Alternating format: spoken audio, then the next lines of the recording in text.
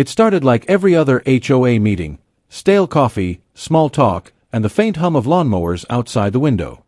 Our neighborhood, Maplewood Oaks, had always taken pride in being picture-perfect: neatly trimmed lawns, matching mailboxes, and a community pool that shimmered under the summer sun. Everyone trusted Linda, our long-serving HOA president, to keep things running smoothly. She was the kind of woman who carried a clipboard everywhere, always smiling, always handling things. Most people didn't even read the financial reports she emailed every quarter. We trusted her. I did too, until the day I noticed the cracks behind that polished smile. It began with something small. The community pool, which was supposed to open in May after renovations, remained chained shut through June. Linda blamed contractor delays, waving off questions with her usual charm. Then, the landscaping crew stopped showing up. Lawns grew shaggy, hedges went wild, and for the first time, Maplewood Oaks didn't look like the cover of a suburban magazine. Residents whispered, blaming inflation, taxes, anything but the one person in charge of the money. But when the HOA fees quietly increased the next month, I couldn't ignore it anymore. How could dues go up while our neighborhood was falling apart? One evening, while taking a walk past the pool, I noticed something strange. The sign still read *renovation by Silverleaf Maintenance Company. A name I'd never heard of. Curious, I looked them up on my phone. No website. No local listing. Just a disconnected phone number. That night, as I scrolled through my HOA email folder, I realized I'd seen that name before, on an invoice Linda had attached months ago. The line item read, Silverleaf Maintenance, $14,800 for pool reconstruction. I felt a chill creep up my spine. Why would a company that doesn't exist be billing our HOA thousands of dollars?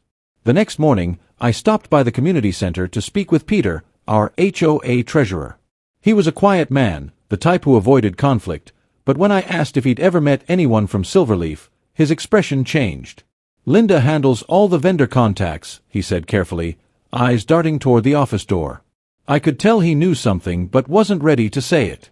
That night, he forwarded me a spreadsheet, one I wasn't supposed to have. It showed payments to Silverleaf Maintenance scattered over the past year, each one just below the amount that would trigger an automatic audit. It wasn't proof yet, but it was a pattern, and Linda's fingerprints were all over it. From that moment, I couldn't sleep right. Every conversation with her felt like a performance I couldn't unsee. She spoke with the confidence of someone who believed she'd never be questioned.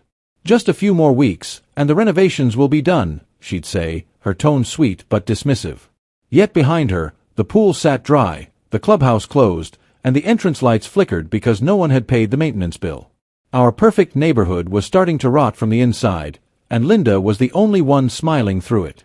By the end of that month, I decided to stop wondering and start knowing.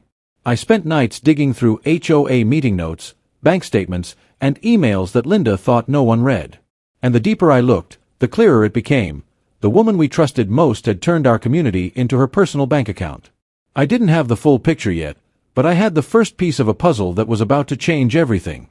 Standing outside the darkened pool that night, I realized something. I wasn't just fighting for our money. I was fighting for the integrity of the place we called home. The deeper I dug, the more the numbers stopped adding up. The HOA's financial statements, once just boring PDFs everyone ignored, started to look like a coded confession. Payments listed to Silverleaf Maintenance Company appeared again and again, always for round amounts, always approved by Linda alone. The line descriptions were vague: community landscaping, pool improvement, security upgrades. But when I checked the actual invoices, they all looked identical. Same font, same formatting, same digital signature. I'd worked in accounting long enough to recognize a forged document when I saw one. That's when it hit me. Linda hadn't just been careless. She was deliberate. Every fake invoice, every email thread, every delay, it was all part of a carefully constructed lie. At first, I wasn't sure how deep it went. Maybe a few $1,000s, a small misstep she could have justified. But the more I checked, the worse it became. I logged into the county's vendor registry to verify whether Silverleaf Maintenance had ever been registered for business. Nothing. No tax ID, no licensing, no record of existence. Then I ran the supposed address listed on the invoices, 1129, Cypress Lane. I nearly laughed when I realized where it led, a small, single-family home just 3 streets over Linda's house. The same home she'd remodeled last fall, the one with the brand-new porch, stone driveway, and luxury mailbox. It wasn't Silverleaf's office, it was her personal address. I remember sitting there at my desk, the glow of the computer monitor flickering against the room's silence. Outside, the neighborhood looked peaceful, porch lights glimmering, sprinklers whispering across lawns, but in my mind, Maplewood Oaks had turned into a crime scene. Every cheerful community barbecue, every smiling newsletter photo, it all felt tainted. I printed everything I could find, laying the papers out across my dining table like puzzle pieces. Each document connected to another, and slowly, a picture began to form. Between HOA dues, landscaping fees, and renovation costs, Linda had siphoned off nearly $120,000 in just under 2 years. It was embezzlement on a scale that made my hands shake. I didn't want to go public too early. If I confronted her without solid proof, she'd twist the narrative, claim misunderstanding, maybe even make me look like a troublemaker. So I needed help, but not from anyone still under her spell. That's when I called my friend Dana, a paralegal who'd helped me review contracts before. I showed her the invoices and payment history. She stared at the documents for a long time, then leaned back and said quietly, "This isn't negligence. This is fraud." She explained how Linda had structured each transfer to stay under audit thresholds, classic laundering tactics. We decided to prepare a complete dossier: invoices, emails, bank statements, and screenshots. The goal wasn't just to accuse, it was to prove. By the end of the week, my dining table looked like a war room. Highlighters, sticky notes, printouts, it was chaos, but organized chaos. I wasn't sleeping much, and my heart raced every time I saw Linda's name pop up in the neighborhood group chat. She was still acting like everything was normal, still sending cheerful reminders about HOA dues and pool reopening dates. But I knew that behind those carefully typed messages was someone who'd betrayed every single person she claimed to represent.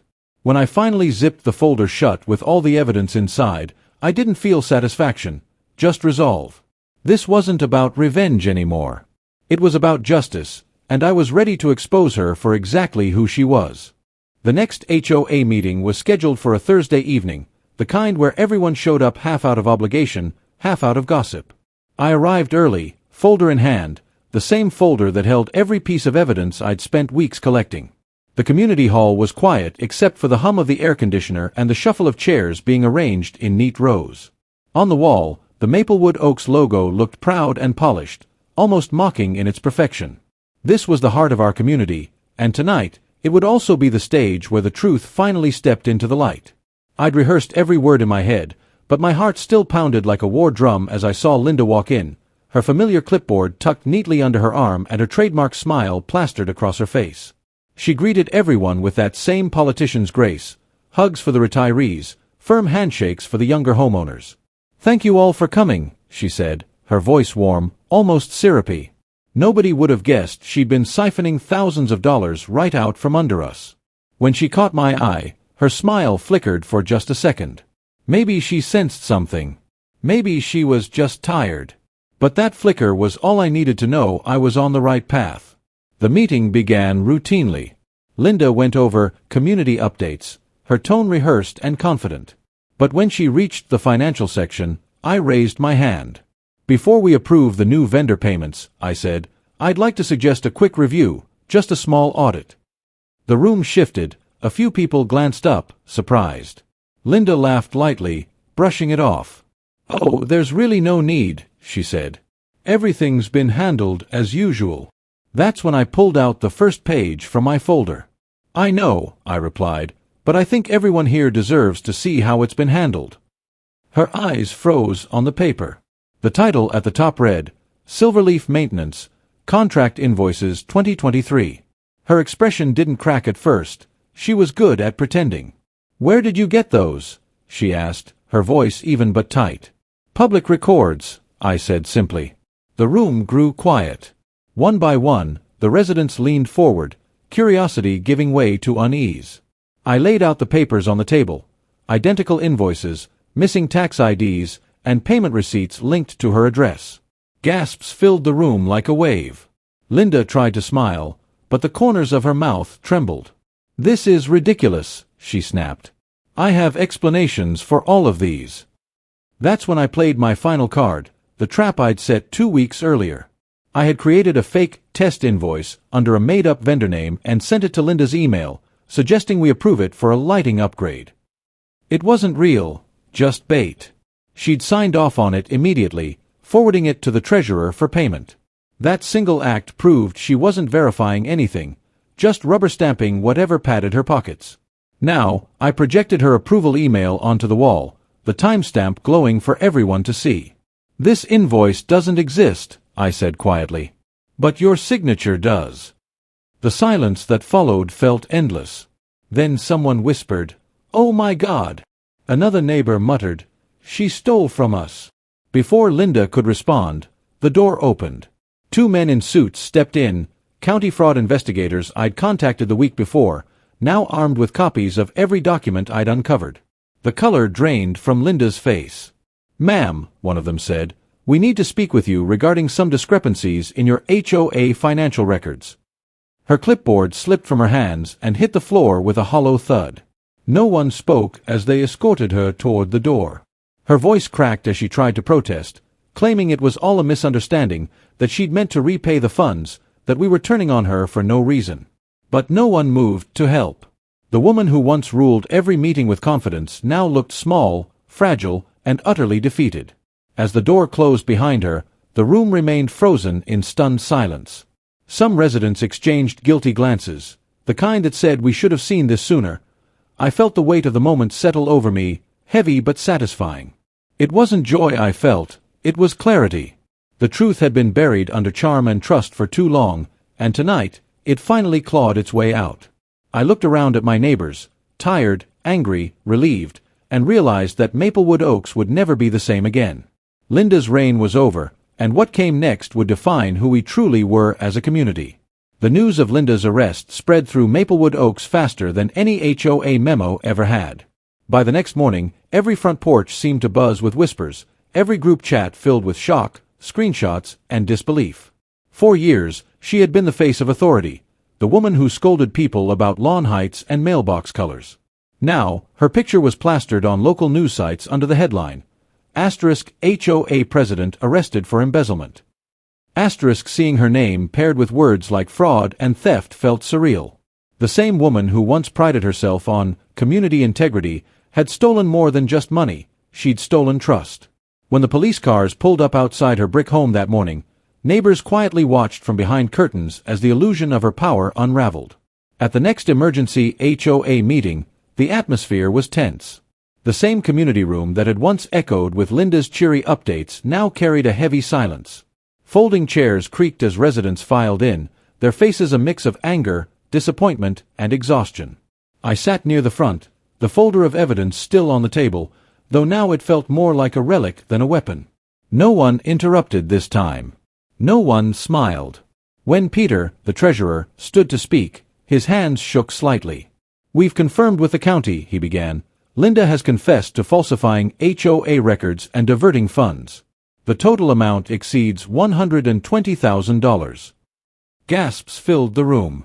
Someone muttered under their breath, "That's our money." Another voice said, "That's my roof repair fund." It wasn't until Peter explained that restitution had been ordered that a fragile calm settled over the crowd.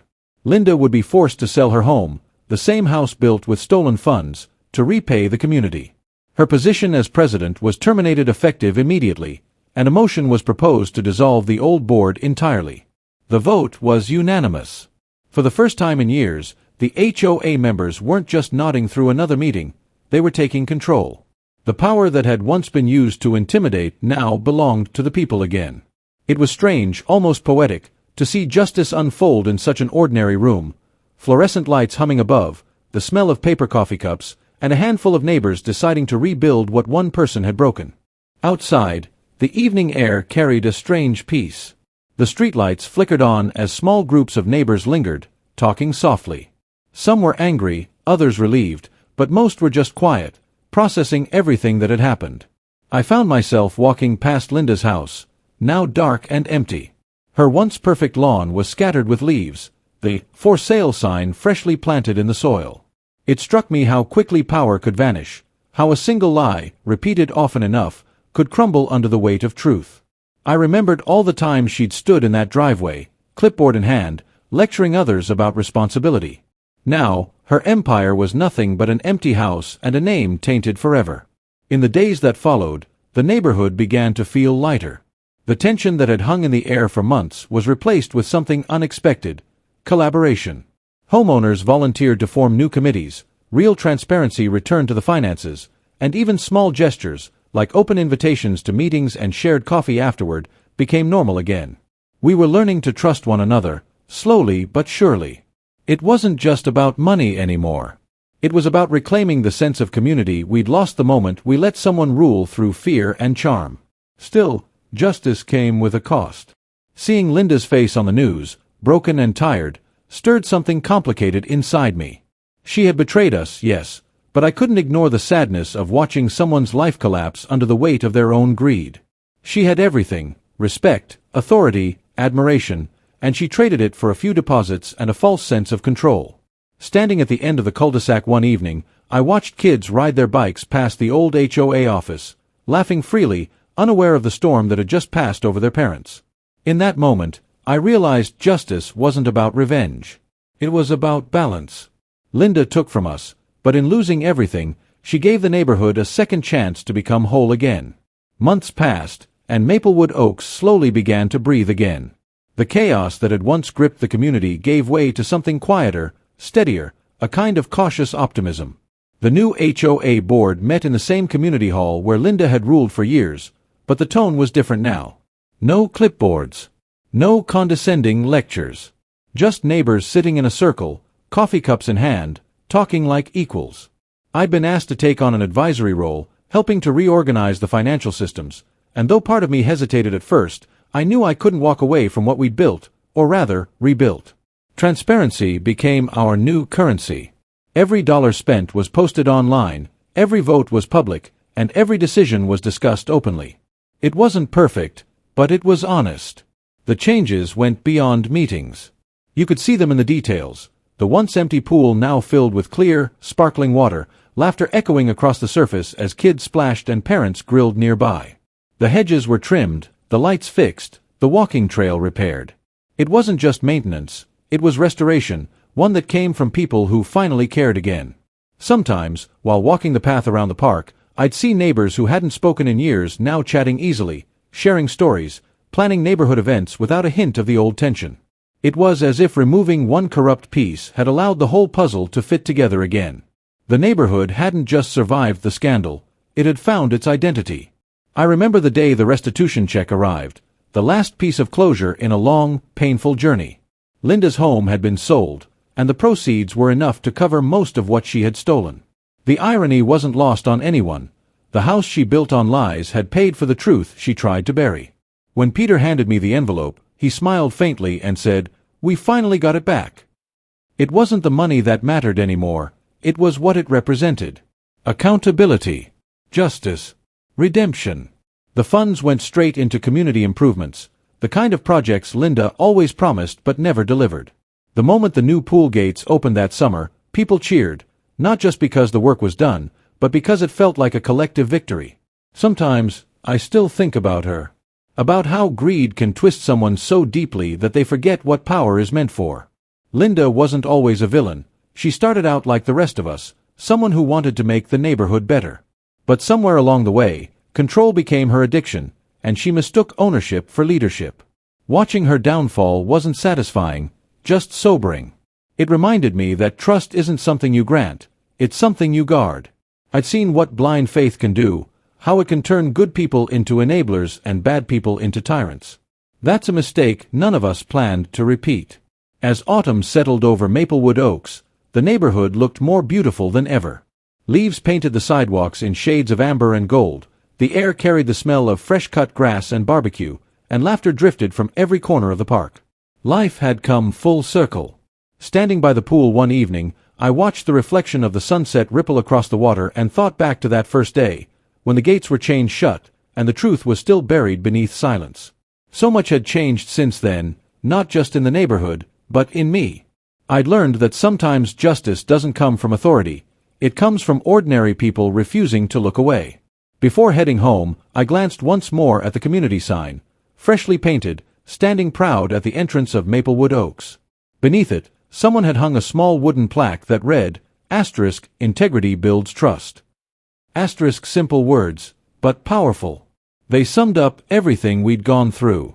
The neighborhood wasn't perfect, but it was honest. We had been broken, betrayed, and divided, but in that brokenness, we'd found something real. As the last light faded behind the houses, I smiled, knowing that every cent we lost had bought us something priceless: unity. And this time, no one could steal it from us.